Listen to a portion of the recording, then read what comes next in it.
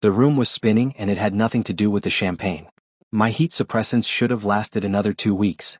I'd been religious about taking them. 3 years of marriage to Kang Jaiwan had taught me to never, ever let my guard down. But now, at my own divorce party of all places, my body was betraying me in the worst possible way. Miho? Are you all right? Park Seojin's concerned voice seemed miles away, even though he was right beside me. You're flushed. And you're sent. I need to leave. My voice came out strangled. Heat was flooding through my veins like liquid fire, and worse, much worse, I could smell him. Pine and winter rain, that devastating scent that had tortured me for 3 years of sleeping in separate bedrooms. Jaiwan. He was across the penthouse, laughing with some business partners, his tall frame relaxed in a way it never was around me. Even now, being divorced for exactly 12 hours, he looked relieved. Free. I hated how beautiful he was. How my Omega instinct still screamed, mate, every time I saw him. Seojun, call a car. Now. I grabbed his arm, nails digging in. The room was getting hotter. Too hot. Someone had definitely put something in my drink. The suppressant blocker that Omegas whispered about in dark corners, the one that could force a heat regardless of medication. But who would? My knees buckled. Strong arms caught me before I hit the marble floor, and that scent intensified 100-fold. I looked up into Jaiwan's face, those sharp features I'd memorized over countless dinners where he never looked at me, and watched his eyes blow wide and dark. Miho. His voice was gravel and honey, his alpha instincts clearly recognizing what was happening. The careful mask of indifference he always wore around me was cracking. You need to leave. Right now. I'm trying, I gasped, but I couldn't move. My body was burning up, and being in his arms was making it so much worse. Or better. I couldn't tell anymore. Everyone out. Jaiwan's command voice boomed across the penthouse. Party's over.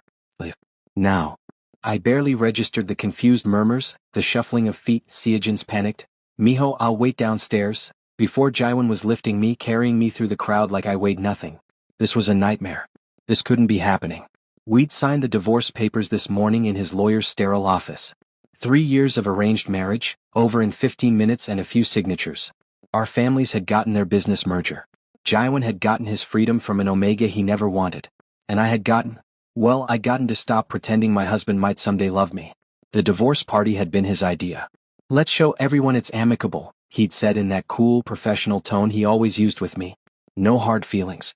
Just two people going their separate ways. No hard feelings. As if my heart hadn't shattered into 1,000 pieces every single day of our marriage. Put me down, I tried to say, but it came out as a whimper. His scent was overwhelming, his hands on my body were leaving trails of fire, and the Omega in me was purring, actually purring for the first time in 3 years. I'm taking you to the bedroom, Jaiwan said, his voice strained. You can lock the door, ride it out alone until your friend can take you home safely. Don't. I didn't even recognize my own voice, breathy and desperate. My fingers clutched his shirt. Don't leave me alone. Please. I felt him freeze, felt the shudder that ran through his powerful frame. Miho, you don't know what you're saying. You're in heat. Tomorrow you'll hate me for. I already hate you. The words tumbled out, honest and raw. I've hated you for 3 years. What's one more reason? He kicked open the bedroom door, our bedroom, the one we'd never actually shared, and laid me on the bed with a gentleness that made my chest ache. His jaw was clenched so tight I could see the muscle jumping, and his hands were trembling as he pulled away. I should go, he said, but he wasn't moving.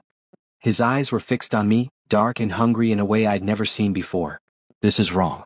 We're divorced. You deserve better than. 3 years, I interrupted, my heat making me bold in a way I'd never been around him. 3 years I slept in this bed alone, wondering what was so wrong with me that my own husband couldn't stand to touch me. 3 years of watching you smile at everyone except me. Something cracked in his expression. Miho. One night.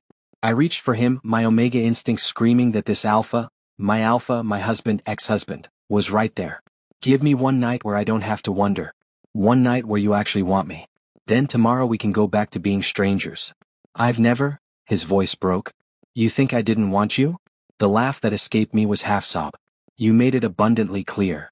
God, Miho. He was on me suddenly, his weight pressing me into the mattress, his face buried in my neck where my scent glands were going crazy. You have no idea. No idea how many nights I stood outside this door, fighting every instinct to come to you. How hard it was to keep my distance when all I wanted was. His mouth found mine and coherent thought evaporated. The kiss was desperate, claiming 3 years of denial combusting into flames. His hands were everywhere, mapping my body like he'd been dreaming about it, and maybe he had been. Maybe I'd been wrong about everything. Jaiwan, I gasped against his lips. Please? I've got you, he murmured, and for the first time in our entire marriage, his voice was soft, tender. I've got you, Omega. I'm here. The night blurred into sensations.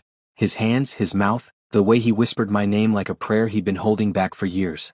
The way he held me after, his arms tight around me like he was afraid I'd disappear. I'm sorry, he breathed into my hair as I drifted off. I'm so sorry, Miho. For everything. I wanted to ask what he meant. Wanted to ask if this changed anything. Wanted to ask if maybe, possibly, we'd made a mistake signing those papers. But sleep pulled me under, warm and safe in a way I'd never been before. When I woke at dawn, the bed was empty. Cold. On the pillow where his head had been, a note in his precise handwriting. This changes nothing. I'm sorry, Jay. I stared at those 4 words until they blurred, until Seojin's frantic knocking finally made me move. I'd been right all along. He didn't want me. Last night was just scratching an itch. A mistake. I got dressed in yesterday's clothes, avoided the knowing looks from the cleaning staff in the hallway, and left Kang Jaiwan's penthouse for the last time. I was finally free. The cruel irony was that freedom had never felt more like a prison. The bathroom light was too bright, making the 2 pink lines on the pregnancy test impossible to deny. I'd taken 4 tests. All positive. All screaming the truth I'd been avoiding for the past 2 weeks.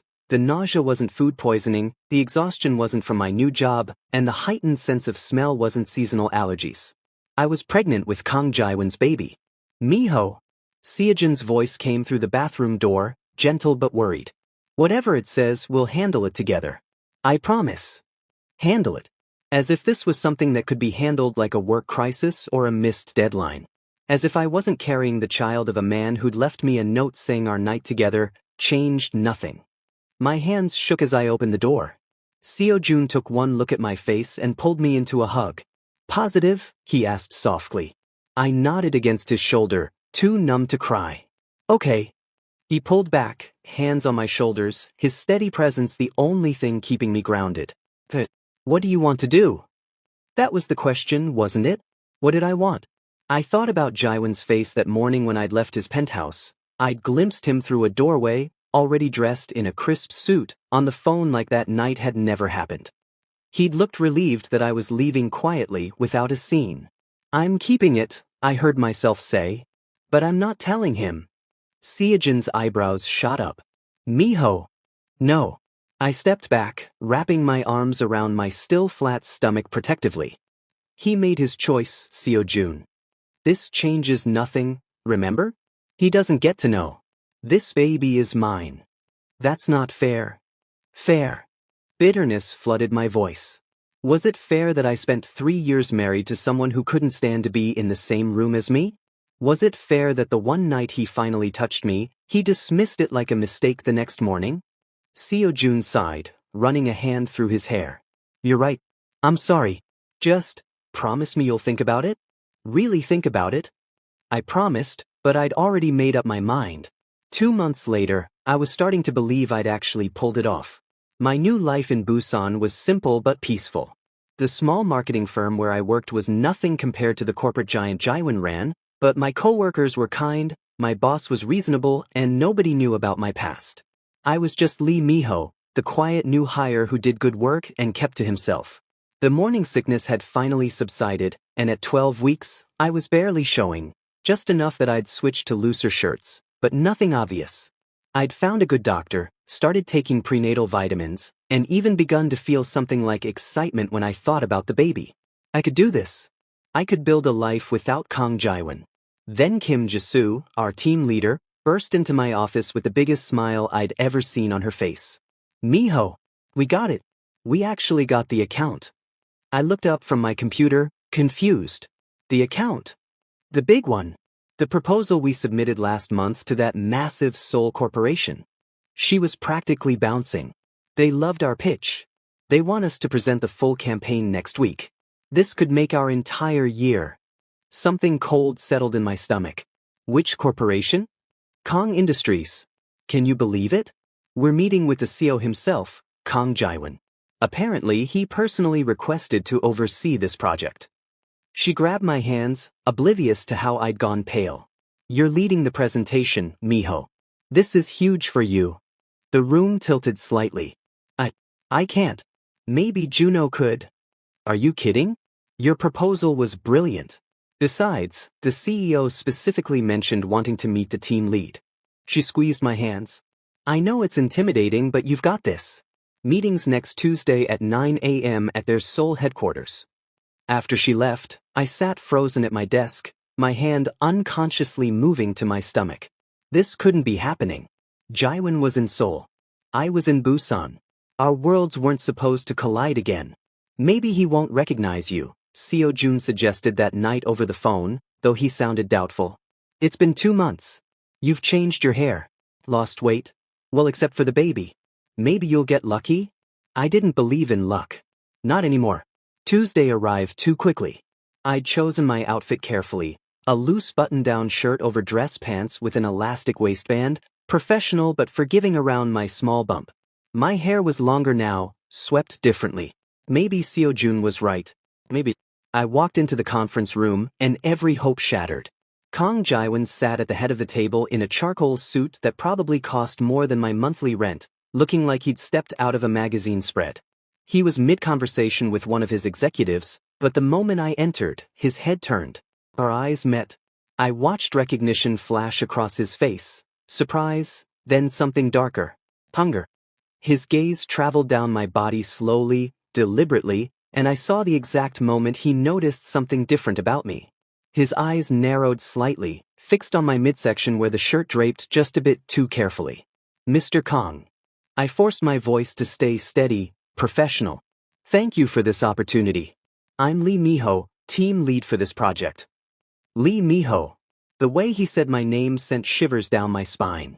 What an unexpected pleasure. Please, begin your presentation. The next hour was torture. I could feel his eyes on me constantly, tracking my every movement. When I reached up to point at a slide on the projection screen, my shirt lifted slightly at the back, and I heard his sharp intake of breath. Somehow, I made it through. My team seemed pleased, but I barely registered their excitement. All I could focus on was Jaiwan's intense stare, the way his jaw clenched whenever I moved, the white-knuckled grip he had on his pen. Excellent work, he said when I finished, his voice carefully neutral. I'd like to discuss some details further. My assistant will schedule individual meetings with each team member. Relief flooded through me. Individual meetings meant I might not have to see him again personally. Starting with you, Miho. His eyes locked onto mine. My office. Tomorrow. 9 a.m. sharp. It wasn't a request. The alpha command underlying his words made my omega instincts want to submit immediately, and I hated my body for its betrayal. I'm not sure that's necessary, I started. It's necessary. He stood, buttoning his suit jacket, and suddenly the room felt too small. We have a lot to discuss. About the project and other matters. The way he said, other matters, made my blood run cold. Mr. Kang. Tomorrow. 9 a.m. Don't make me come find you, Miho. The threat was soft but unmistakable.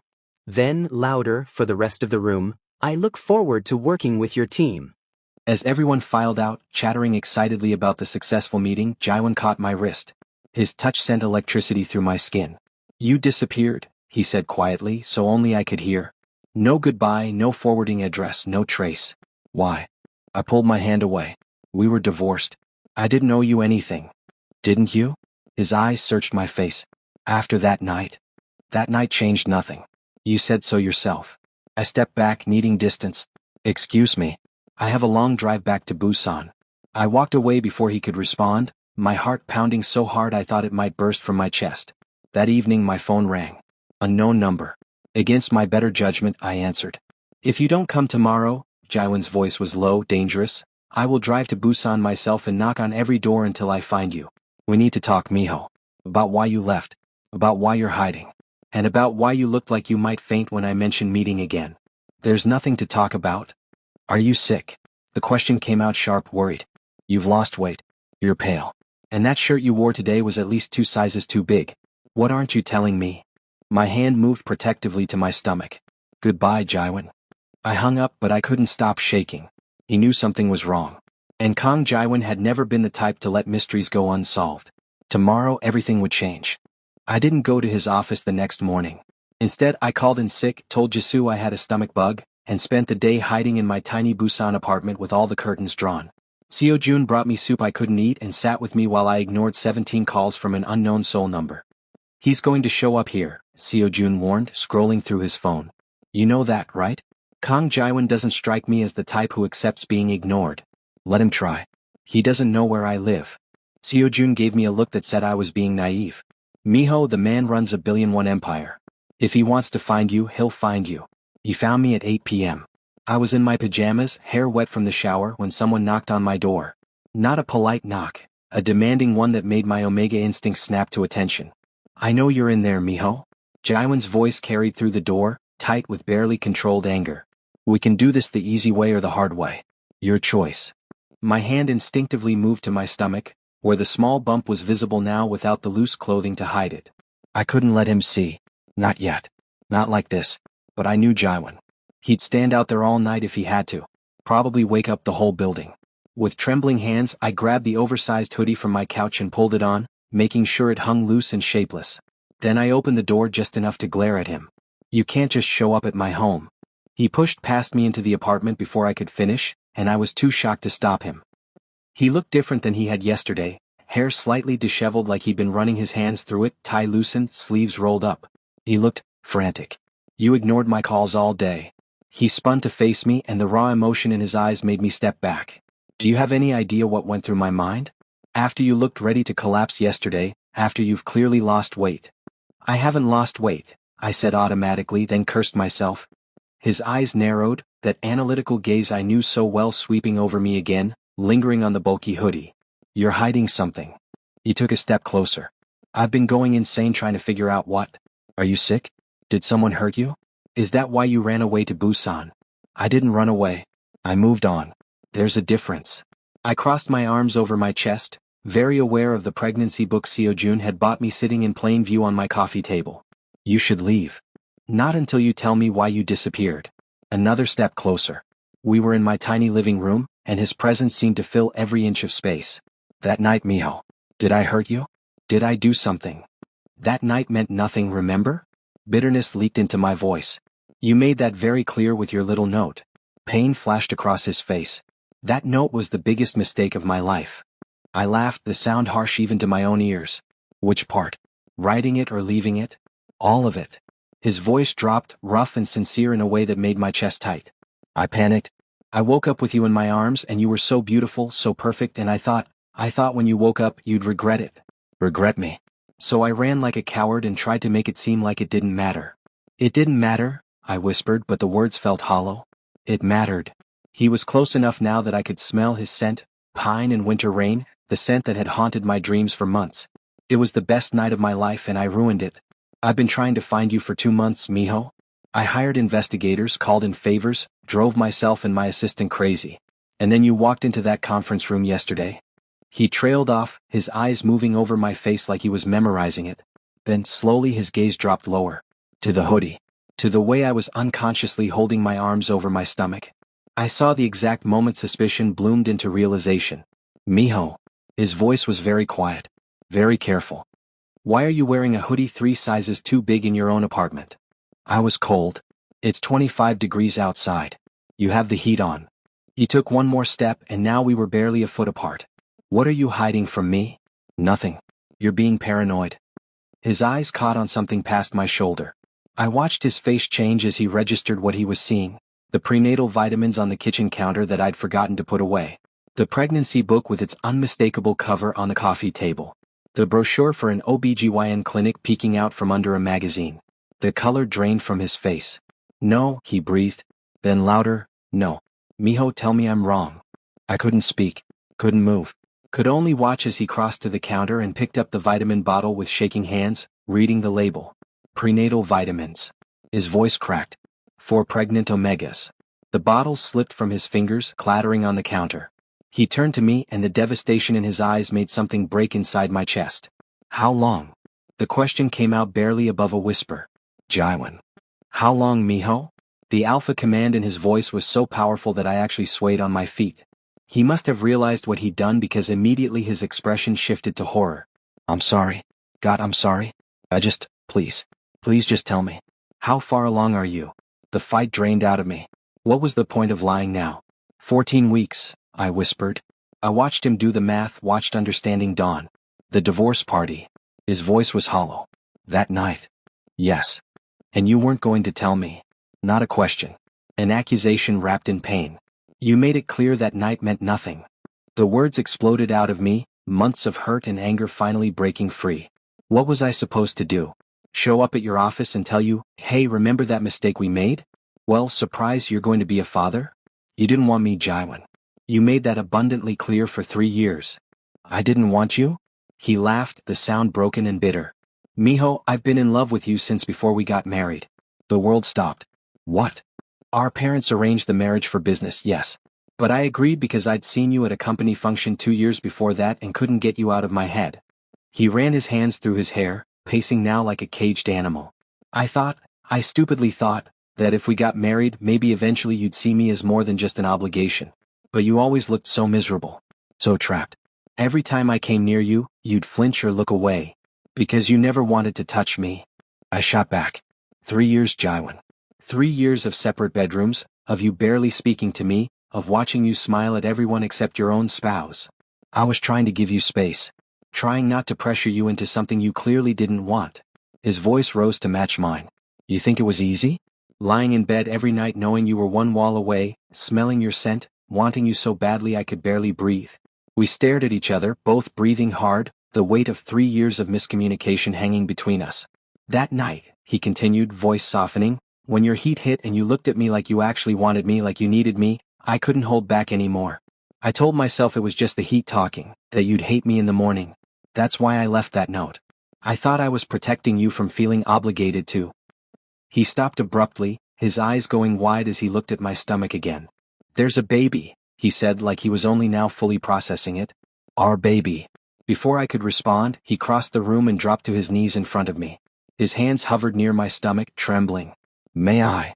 I couldn't speak, so I nodded. His hands, so large and warm, gently pushed up the oversized hoodie until my small bump was visible in my fitted tank top underneath. The sound he made was somewhere between a sob and a laugh. Hi, he whispered to my stomach, his voice full of wonder. Hi, baby. I'm your father. I'm so sorry I didn't know about you sooner. Tears were streaming down my face now. Jaiwan. Marry me again. He looked up at me, his own eyes wet. I know I don't deserve it. I know I hurt you and wasted 3 years being an idiot. But please, Miho. Let me do this right. Let me be the alpha you deserve, the father our baby deserves. You really loved me? My voice came out small, broken. All that time. Every single day. He stood, cupping my face in his hands. I'm not letting you go, Miho. Not now, not ever.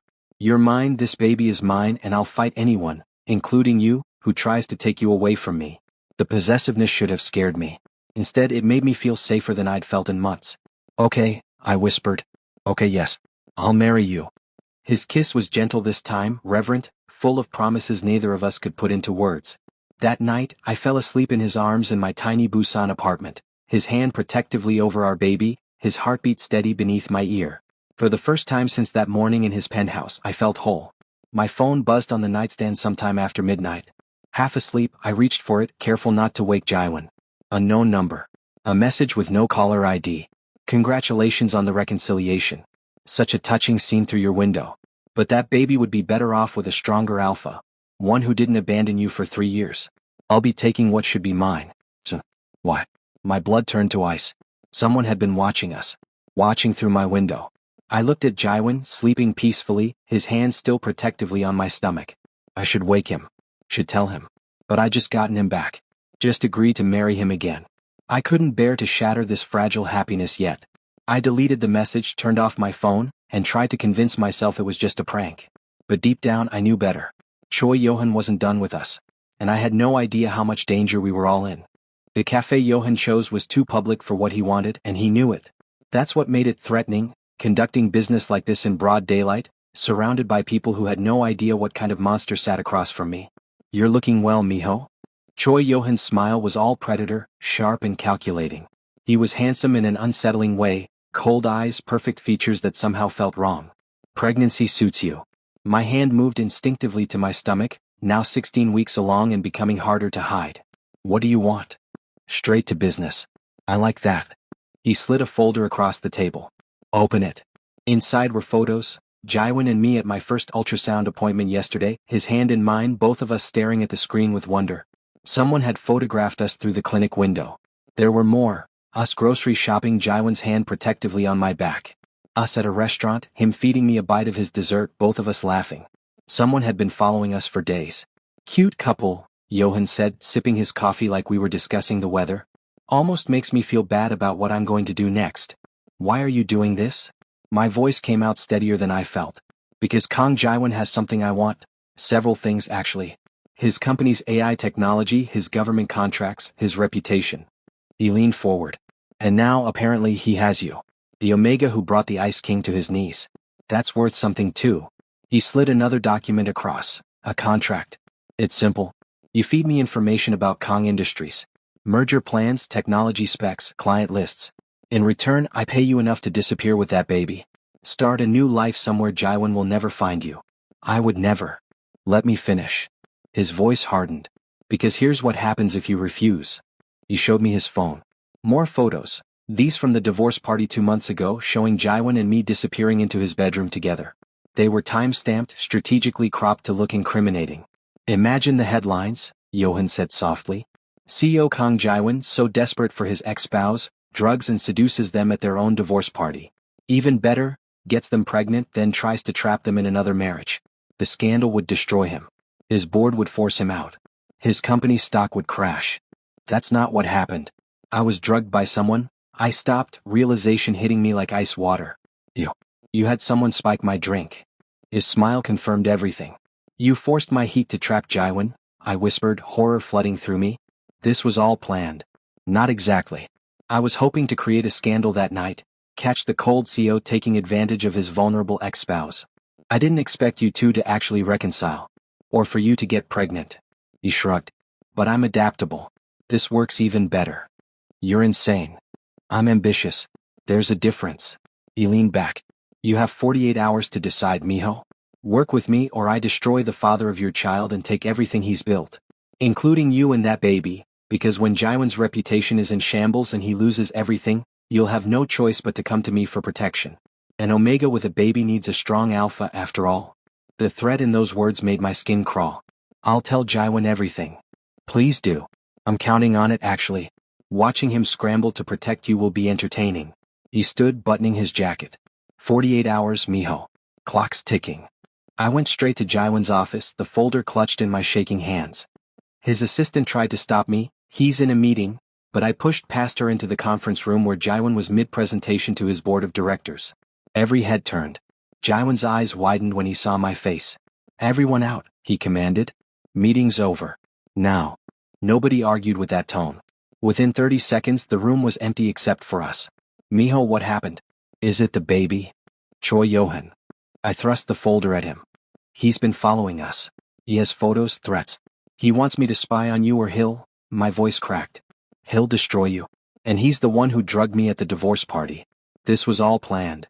I watched Jaiwan's face transform as he looked through the photos, the contract, the threats. The careful control he always maintained shattered, replaced by pure alpha rage. His scent turned sharp and dangerous. He's been stalking you. His voice was deathly quiet. Photographing you. Threatening our baby. He gave me 48 hours to decide. Jaiwan, I don't know what to. He pulled me into his arms, holding me so tight I could barely breathe. You did exactly right by coming to me. We handle this together. Understand? Over the next 2 weeks, Jaiwan became someone I'd never seen before. Ruthlessly protective, always at my side, moving me into his penthouse for security. His building had doormen, cameras, security guards. Nobody could get to me here. We worked with his legal team building a case against Johan. Hired private investigators to dig into his business dealings.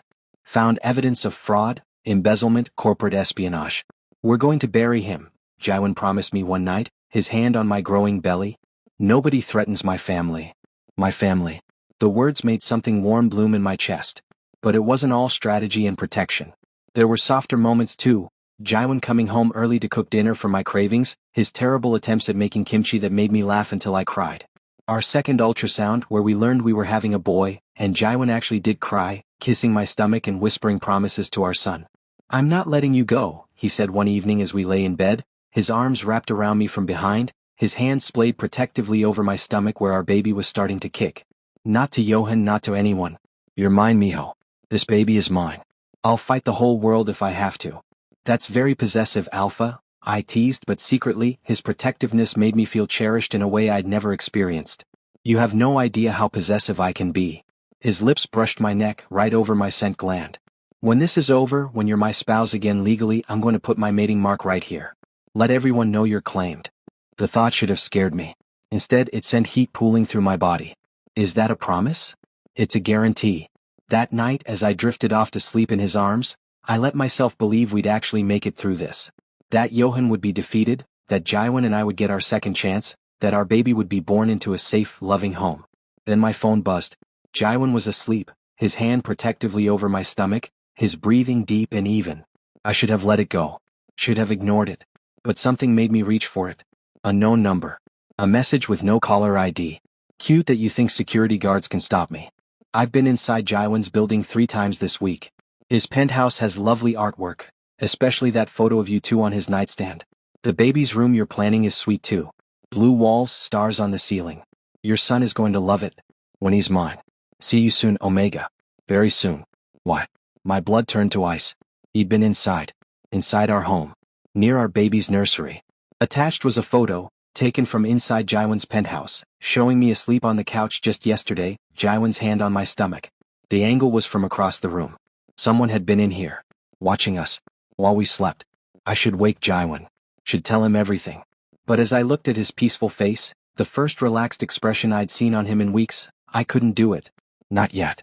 He'd been so stressed, working 18-hour days to protect us. He needed this rest. I'd tell him in the morning. First thing. I deleted the message, my hand trembling so badly I almost dropped the phone. But I couldn't delete the fear. Couldn't delete the knowledge that Johan had been here in our home, close enough to touch me while I slept. I curved my body protectively around my stomach, where our son was sleeping safely inside me. "I won't let him hurt you," I whispered. "I promise, baby. I'll do whatever it takes to keep you safe. Even if that meant doing something Jaiwan would never forgive me for." The next morning, while Jaiwan was in the shower, I made a decision that would change everything. I sent a message to the unknown number. "I'll do it. I'll give you what you want. Just leave my baby alone." The response came immediately. "Smart Omega. I'll be in touch with instructions. And mijo, don't tell Jaiwan. If he finds out you're working with me, I'll release those photos and destroy him anyway. This stays between us." I heard the shower turn off, heard Jaiwan's footsteps approaching. I deleted the messages and forced a smile as he came into the bedroom, hair still wet, looking at me with such love and trust that it made my chest ache. "Morning, beautiful. How are you and our son feeling?" "Perfect," I lied, letting him pull me into his arms. "We're perfect." But as he held me, as he whispered plans for our future and promises to keep us safe, all I could think was, "I'm so sorry. I'm so sorry. Because I just made a deal with the devil to protect our child." And Kang Jaiwan, the alpha who said he'd never let me go, had no idea his Omega was about to betray him.